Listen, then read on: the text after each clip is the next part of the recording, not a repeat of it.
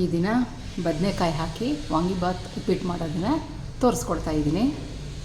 ಮೊದಲು ಒಂದು 4 ಸ್ಪೂನು ಎಣ್ಣೆ ಹಾಕ್ಕೊಳ್ಳೋಣ. ಎಣ್ಣೆ ಕಾದ್ಮೇಲೆ 1 ಸ್ಪೂನ್ ಸಾಸಿವೆ, ಒಂದು 2 ಸ್ಪೂನಷ್ಟು ಕಡಲೆಬೇಳೆ, ಉದ್ದಿನಬೇಳೆ ಹಾಕ್ಕೊಂಡು ಹುರ್ಕೋಬೇಕು.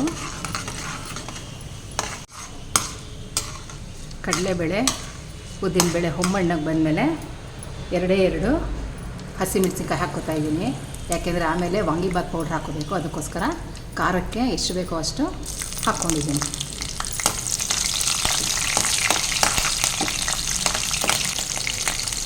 ಆಮೇಲೆ ಕರ್ಬೇವಿನ ಸೊಪ್ಪು, 2 ಹೆಚ್ಚಿಕೊಂಡಿರೋ ಈರುಳ್ಳಿ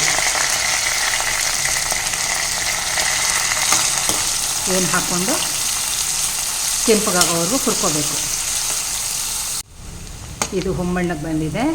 ಈಗ ಇದಕ್ಕೆ ಒಂದು 1/4 ಸ್ಪೂನು ಅರಿಶಿನ ಸೇರಿಸ್ತಾ ಇದ್ದೀನಿ. ಅರಿಶಿನ ಸೇರಿಸಿ ಒಂದು 2-3 ಸರಿ ಕೈ ಆಡಿಸಿದ ಮೇಲೆ ಇಲ್ಲಿ 5 ಬದನೆಕಾಯಿನ ಸಣ್ಣಗೆ ಉದ್ದುದ್ದಕ್ಕೆ ಹೆಚ್ಕೊಂಡು ಇಟ್ಕೊಂಡಿದ್ದೀನಿ. ಇದನ್ನು ಇದರೊಳಗೆ ಹಾಕ್ಕೊಂಡು ಒಂದು 3-4 ನಿಮಿಷ ಫ್ರೈ ಮಾಡ್ಕೊತಿದ್ದೀನಿ.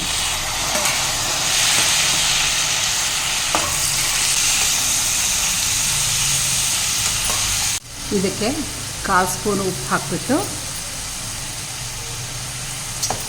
ಕಲಿಸ್ಕೊಂಡು ಕ್ಲೀನಾಗೆಲ್ಲ ಕಲಿಸ್ಕೊಂಡು 2 ನಿಮಿಷ ಲಿಡ್ ಹಾಕಿ ಮುಚ್ಚಿಡೋದು.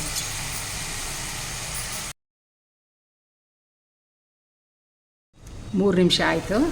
ಈಗ ಲಿಡ್ಡು ತೆಗಿತಾ ಇದ್ದೀನಿ. 1-2 ಸರಿ ಕಲಿಸ್ಕೊಂಡು ನೋಡಬೇಕು. ಈ ಥರ ಆಗಿರುತ್ತೆ. ಇದ್ರ ಜೊತೆಗೆ ನಾನೀಗ ಹುರಿದಿರೋ 1 ಲೋಟ ರವೆನ ಸೇರಿಸ್ತಾ ಇದ್ದೀನಿ. ಈ ರವೆನೂ ಇದರಲ್ಲೇ 1 ನಿಮಿಷ ಕ್ಲೀನಾಗಿ ಬೆರೆತ್ಕೊಳ್ಳೋ ಹಾಗೆ ಸೇರಿಸ್ಕೋಬೇಕು.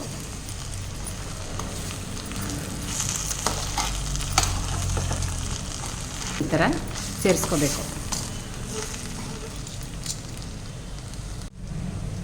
1 ಲೋಟ ರವೆಗೆ 3 ಲೋಟ ನೀರು ಹಾಕ್ಕೋತಾ ಇದ್ದೀನಿ.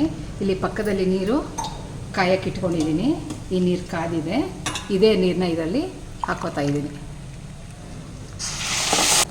1 2 3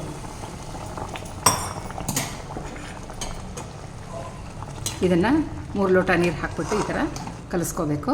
ಕಲಿಸ್ಕೊಂಡಾದ್ಮೇಲೆ ಇದಕ್ಕೆ ಉಪ್ಪು ಹಾಕೋಣ. ರುಚಿಗೆ ತಕ್ಕಷ್ಟು ಉಪ್ಪು, ಗಂಟಿ ಇಲ್ದಂಗೆ ಈ ಥರ ಕಲಿಸ್ಕೋಬೇಕು.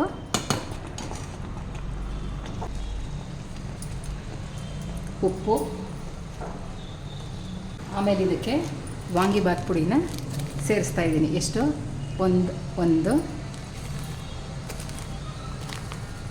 2 ಸ್ಪೂನು ವಾಂಗಿಬಾತ್ ಪೌಡ್ರನ್ನ ಸೇರಿಸ್ತಾ ಇದ್ದೀನಿ.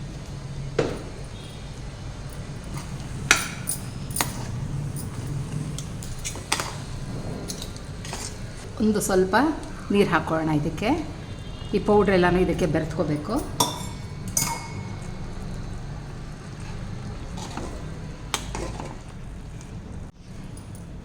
ಈಗ ಇದಕ್ಕೆ ತೆಂಗಿನ ತುರಿ ಸೇರಿಸ್ತಾ ಇದ್ದೀನಿ.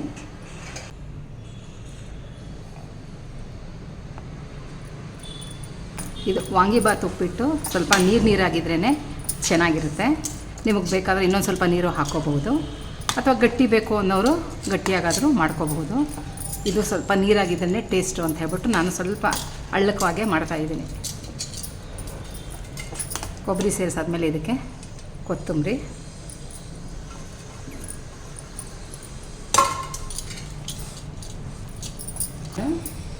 ಒಂದು 2 ಸ್ಪೂನು ನಿಂಬೆ ರಸ ಇದೆ. ಆ 2 ಸ್ಪೂನ್ ನಿಂಬೆ ರಸನ ಹಾಕ್ಕೊಂಡು ಕಲಿಸ್ಕೊತಾ ಇದ್ದೀನಿ.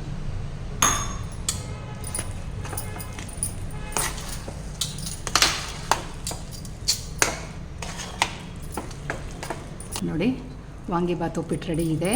ಮೇಲ್ಗಡೆ ನೀವು 2 ಸ್ಪೂನು ತುಪ್ಪ ಹಾಕ್ಕೋಬೋದು. ತುಪ್ಪ ಹಾಕ್ಕೊಂಡ್ರೆ ಇನ್ನೂ ಟೇಸ್ಟಿಯಾಗಿ ಇರುತ್ತೆ. ಇದ್ರ ಮೇಲೆ 2 ಸ್ಪೂನು ತುಪ್ಪ ಹಾಕ್ತಾಯಿದ್ದೀನಿ. ತುಪ್ಪ ಹಾಕಿದ್ರೆ ಸಿಕ್ಕಾಪಟ್ಟೆ ಟೇಸ್ಟ್ ಚೆನ್ನಾಗಿರುತ್ತೆ, ಅದಕ್ಕೋಸ್ಕರ ಹಾಕ್ತಾಯಿದ್ದೀನಿ.